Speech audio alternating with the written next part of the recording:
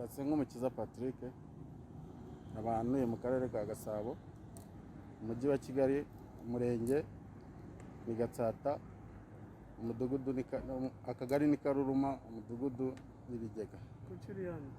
Impamvu ndi hano kubera ko nakoraga akazi ko gufungura kampani kuri internet z'ubucuruzi ziri kumwe na IBM yazo. Nabikoraga nzikora akazi, abacuruzi bampaga amanimero y'irangamuntu, nkagenda nkabafungurira amakampani, kazanana na IBM zazo nkayabaha bakajya kuyakoreraho. None uyu munsi kuba mpagaze hano nuko narangije nkafatwa nari ngiye gufungura indi kampani y'umucuruzi turi kumwe aha ngaha, yari ya gatatu kuri we.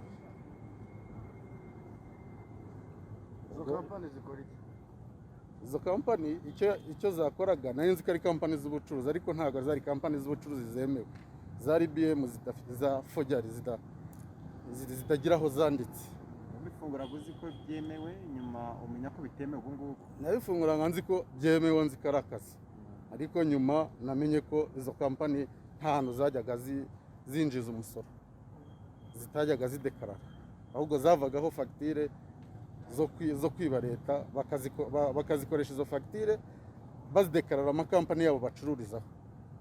ubitangiye hashize igihe kingana iki? Umenye ko nyuma rero uri gukora ibitemewe nabwo hashize igihe kingana iki? Natangiranye n'uno mwaka, nibwo nabonanye n'uno mugabo turi kumwe muri uno mwaka mu kwezi kwa gatatu, ansaba kumufungura kampani, ndayifungura, ndayimuha, ikoreraho.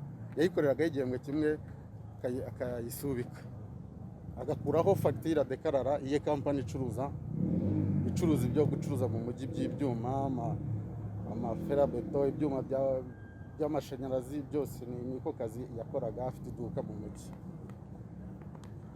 Ubwo twarakomeje turakorana, igihembwe cya kabiri nabwo nambwe ati fungura indi kampani, nabwo ndayifungura, asoraho fagitire zo kudekarara, ndazimuha. Iki cyari igihembwe, ndumva aricyo cyari igihembwe cya kane gisoza umwaka.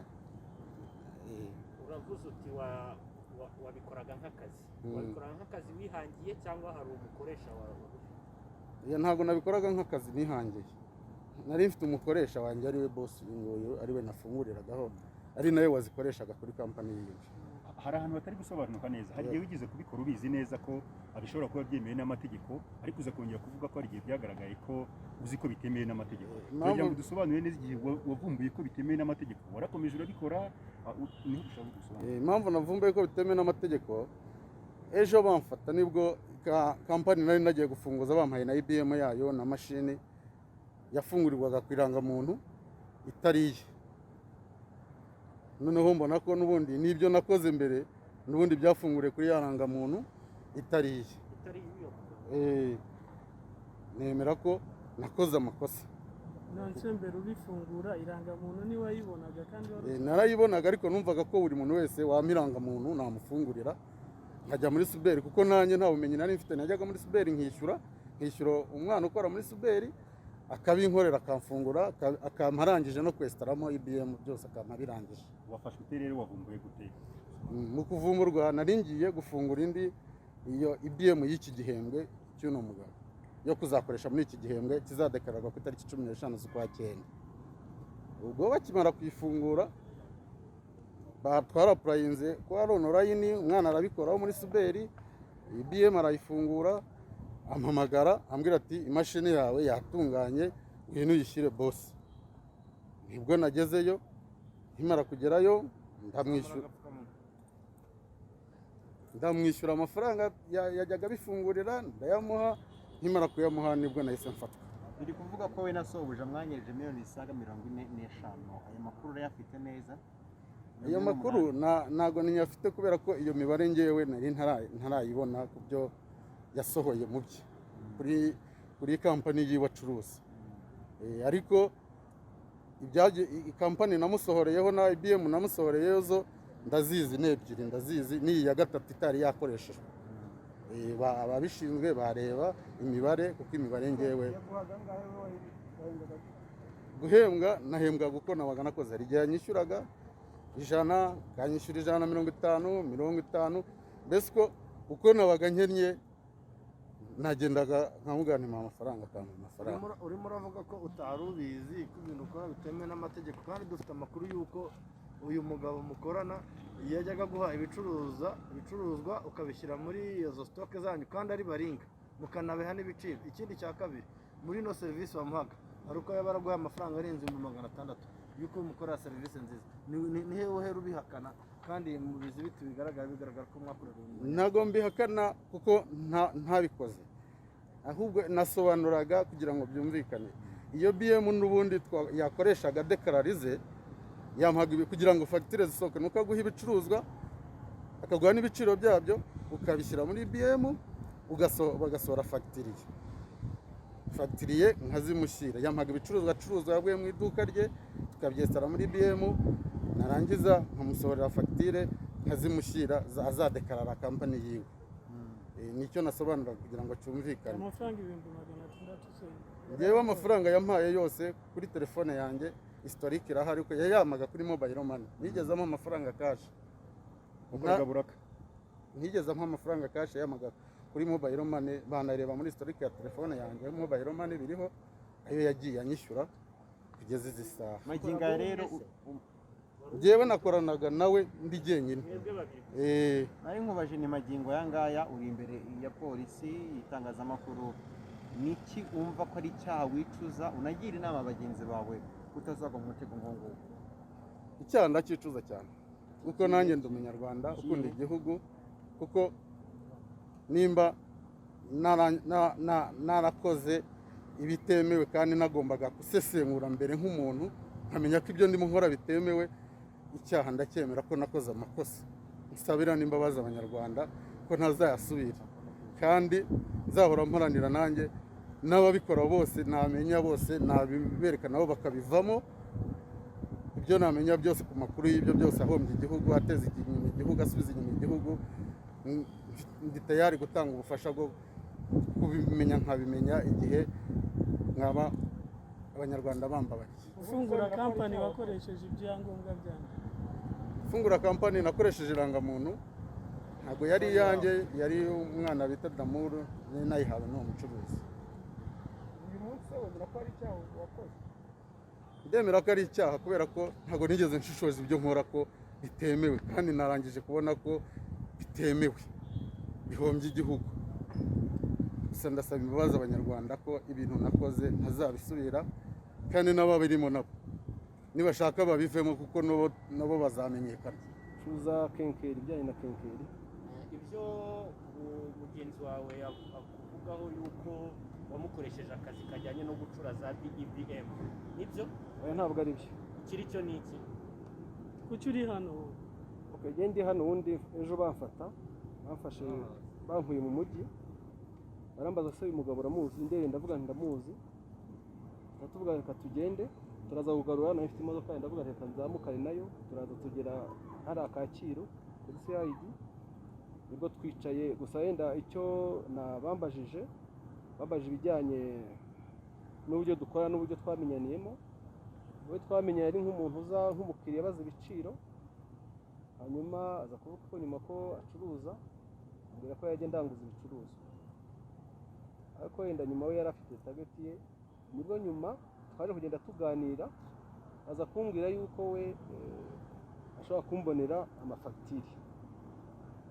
Ibyo mvuga ni ukuri. Noneho ambwira ko we ajya asagura, akaba afite rizabu ku buryo ushobora gukoresha yenda mu buryo wayidekarara ubundi umusoro ukagabanuka.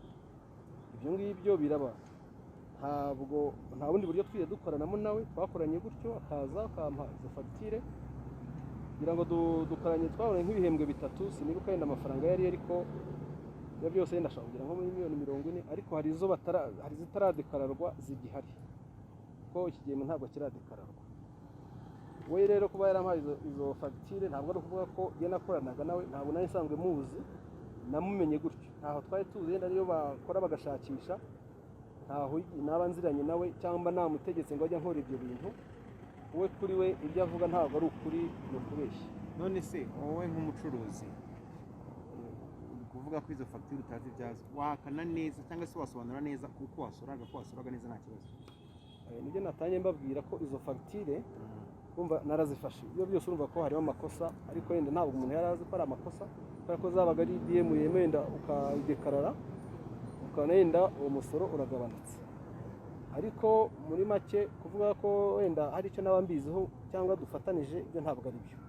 Yewe icyo wenda hari aho numva nazikoresheje, ariko hari n'izindi kuko bamufataniye mashine bavuga yuko wenda ziri muri mashine, ariko ntabwo ari uvuga ko ari igihe wamushinze ako kazi ngo ajye gakora, kuko ngiye mfite kampani ndakora, ndacuruza, ndarangura, nkacuruza, ni kampani yanjye izwi hose mu gihugu. Nyine kampani yawe yasuraga neza nta kibazo. Urumva ko ninde mu rwego rw'amategeko ufite ububasha bwo kugabanyira imisoro y'umucuruzi? Ni umudekarara mu rwego rw'amategeko gucuruza. Ninde ufite uburenganzira, ufite ububasha buhebwa n'amategeko kugabanyura cyangwa gukuraho imisoro y'umucuruzi? Kandi ntawe ufite uburenganzira. Ninde? Ni umudekarara cyangwa Rwanda Revenue Authority cyangwa ni ikigo cyabihereye uburenganzira? Ni ikigo cyabihereye uburenganzira. None se uriya mugabo bakubwiye ko akorera Rwanda Revenue Authority?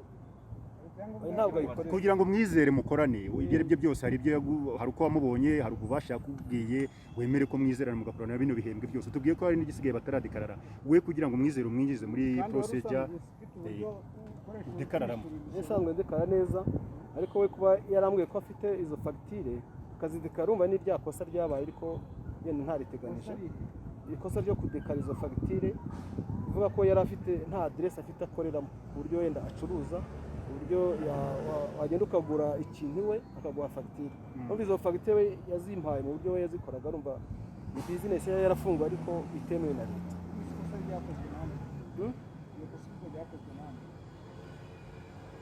Urumva we yakoze iryo kosa kuko yampaye izo fagitire azi ko zitemewe, ntabwo nabaga nzi ko zitemewe. Kuzakira wowe nk'umuntu usanzwe udekarara, ufite uburyo ukoresha wishyura imisoro, haje wakiriye ubundi buryo bushyashya, ntabwo umuntu ubukuzaniye ari ikigo cyabiherewe uburenganzira, ni umuntu uhuye nawe nk'uko babivuga ngo yaraje turaganira, ubundi ubwo wowe wumvaga nta kibazo.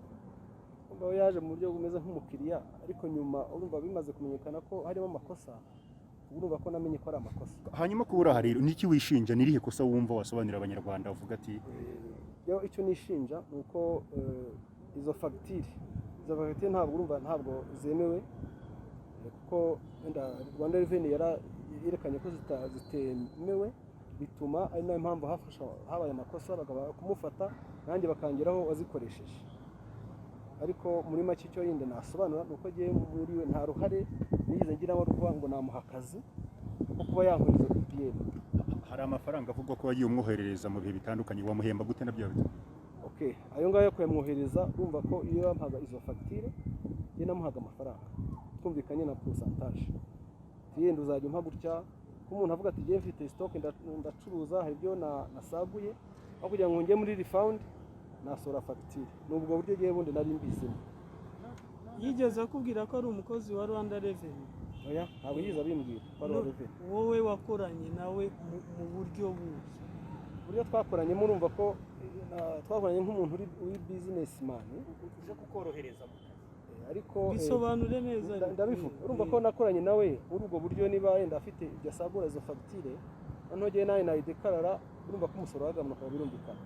Nayo mpamvu ngiye bivuga nti wenda nakoze amakosa ariko ntarinzi, nayo mpamvu nyasabira imbabazi. Ubu rero uri imbere, byagaragaye yuko mwakoranye mugafungura kampani ya mbere, mukayifunga mugafungura iya kabiri, mukayikoreraho igahagarara, mwohereza n'ibicuruzwa bya baringa udafite. Cyari kigamijwe n'ikihe kugira ngo ufungure iya mbere, ufungure iya kabiri, kandi ukorana n'umuntu mwari mugamije? Unohereza ibicuruzwa udafite. Oya, iyo ngiyo nta kampani nigeze mfungurana nawe, ko giye kampani yanjye ni Vision Hardware, niyo nkoresha, nta yindi kampani nkoresha. Ni nayo nafunguje, we izo yafunguye zifungiye ku ruhande rw'ibyo. bivuze ko izi miliyoni ziri kuvuga ko wanyereje utazemera. Aho nasobanura kuko niba kuri fagitire we yampaye zigaragara ko zirimo amakosa, ayo mafaranga ngomba kwishyura.